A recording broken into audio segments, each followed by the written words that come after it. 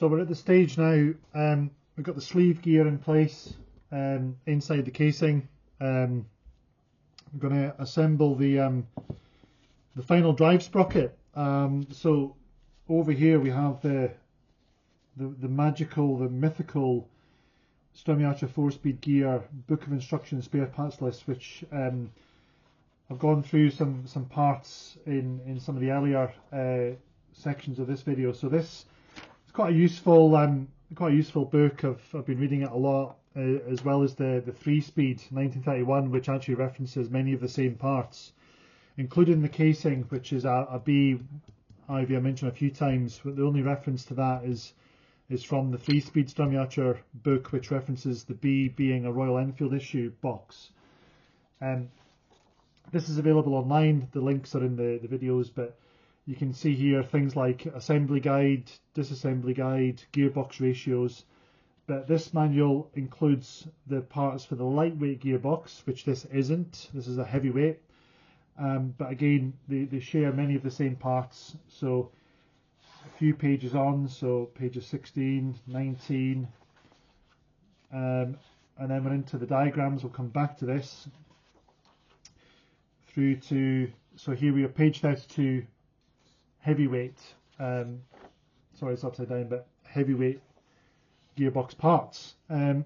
So this is really the final drive. So we have the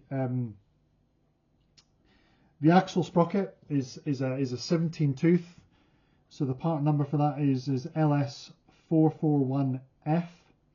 Now this isn't the correct size sprocket for the machine. So the working out the overall machine gear ratio, it's a 5-to-1 gear ratio. That's too high. So the advice is that the sprocket needs to be a 19 tooth, but this is something we're going to change in the future.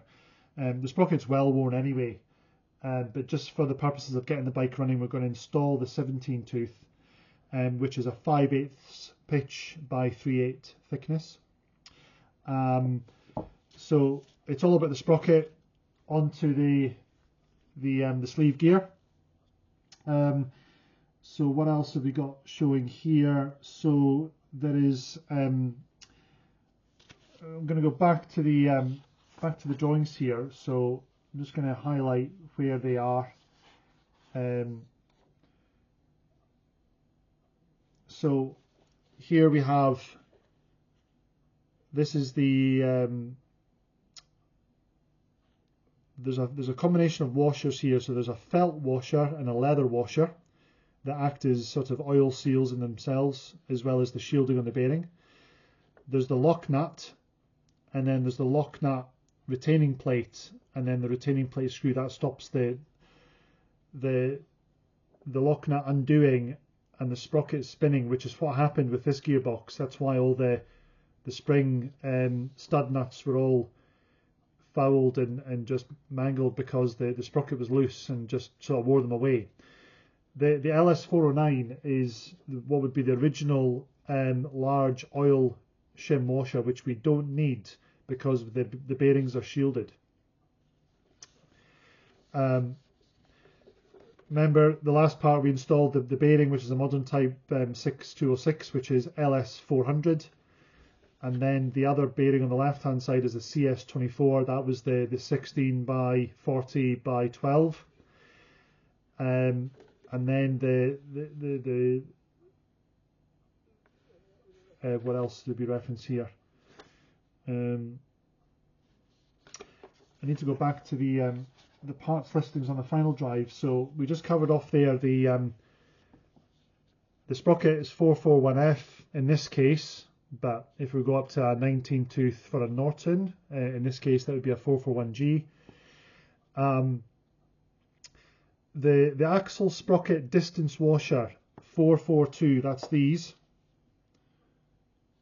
They're not actually shown on the diagram. They're shown in the 1931 3-speed diagram. So they're distance washers. That's what the sprocket sits on, to I assume to get the chain line. So this one actually has 3. And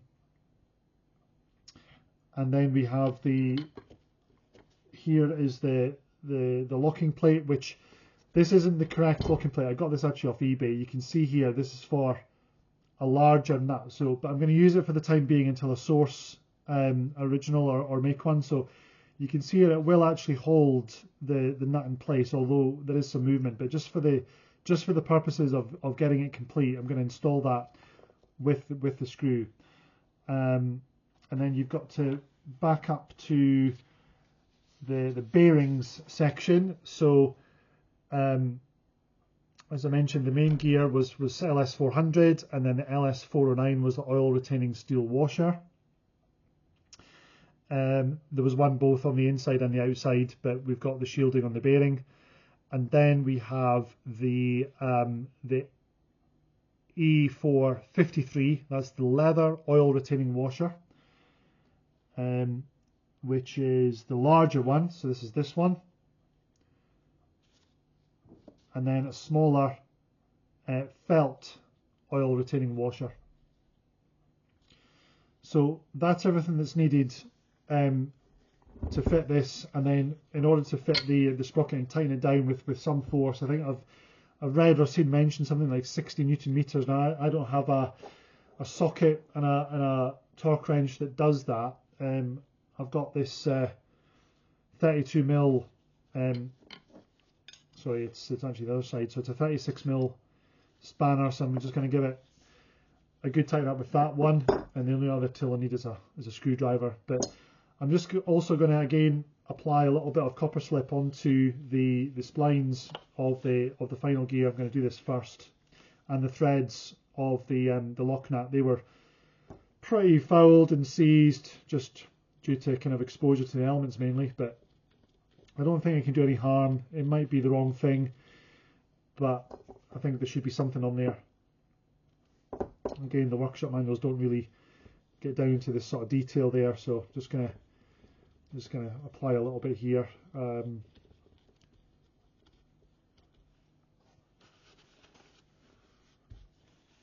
Tie that up with some paper, some blue roll. So we're going to start off with, so first up is the distance washers. Okay, so this one actually came with 3, so I'm just going to put 2 in there. Now that brings it flush to the casing. So the sprocket itself has a sort of a felt washer on its inside. That felt washer actually sits in there as well, and then there's the leather washer that I think sits on outside of all of them. But anyway, just for the purposes of this, I'm just going to see how that sprocket sits now.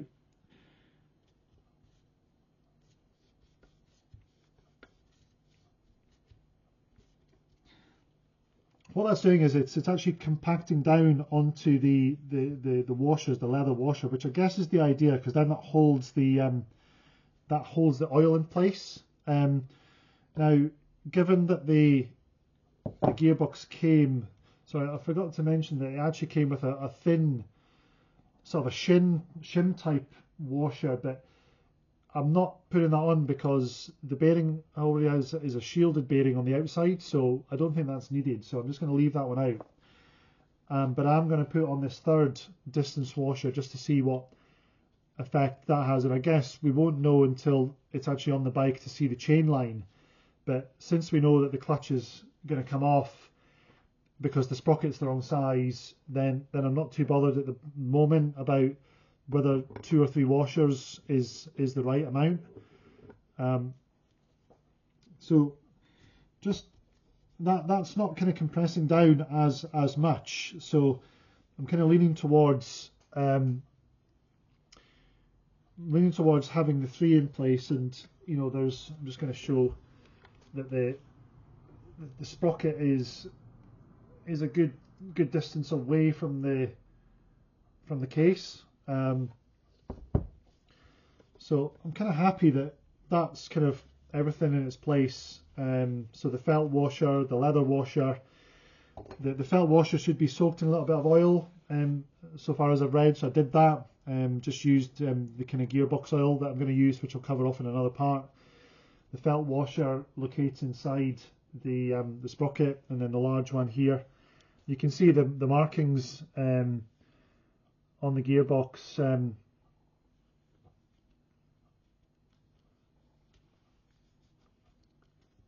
I guess this is a bit dry, so what I'm going to do is I'm just going to apply a little bit more oil.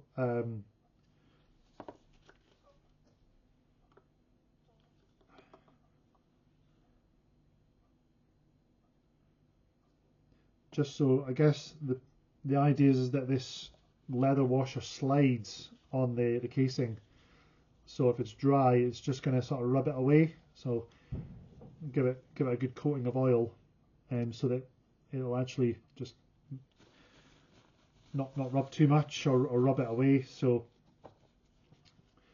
I'm going to pop the sprocket on. Okay, that's that, and then finally is the nut. I'm going to cover off the part number for that. So the number is SB23. Final drive SB23. Yeah, axle sprocket locking nut. Just to get the right part number there. 36 millimeters.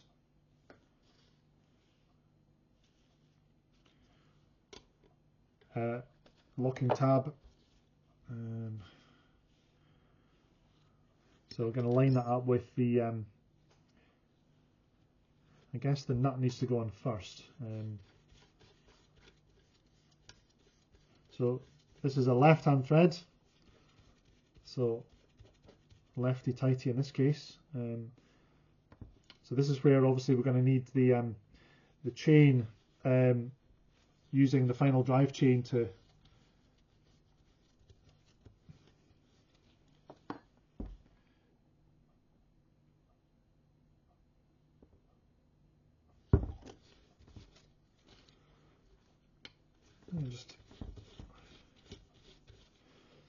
just having a look here just to make sure that I think I've got this right.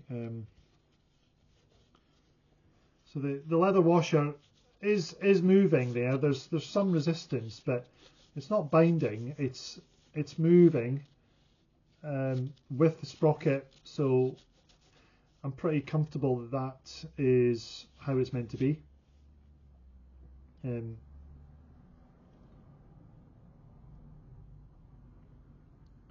What I'll do is I'll actually just take this off and do another iteration of this, which is, I just want to double check whether that big washer actually, no, it's never going to fit inside the sprocket, so that's not, so I'm pretty comfortable that that's the right, that's the right orientation for everything. So stick all that back on. Tighten that up. Okay.